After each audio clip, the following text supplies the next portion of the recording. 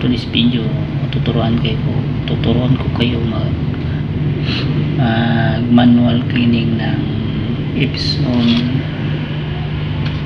L3 110. Yan, tuturuan nito. Check this out.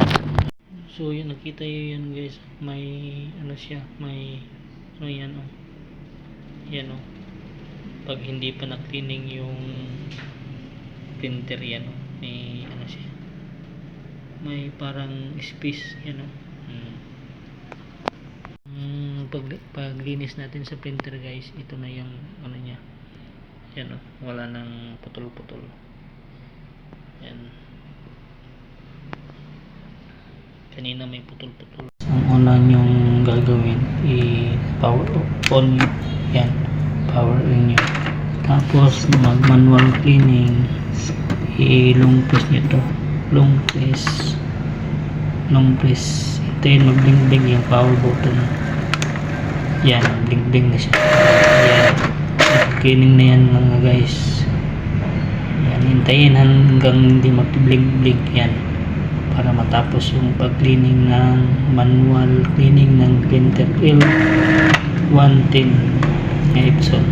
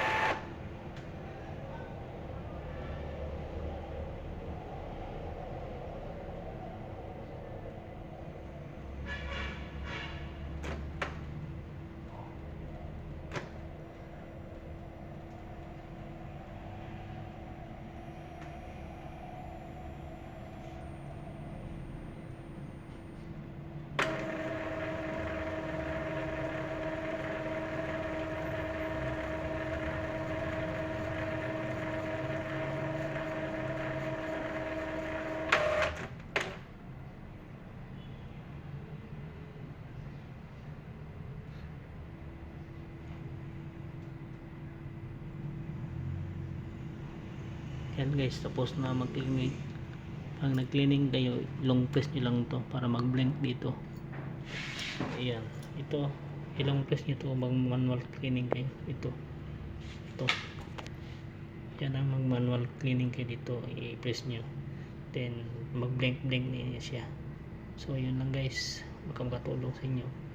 Guys, nakita nyo kung paano mag manual cleaning. Kung palagay nyo nakatulong sa inyo guys, paki-like and share.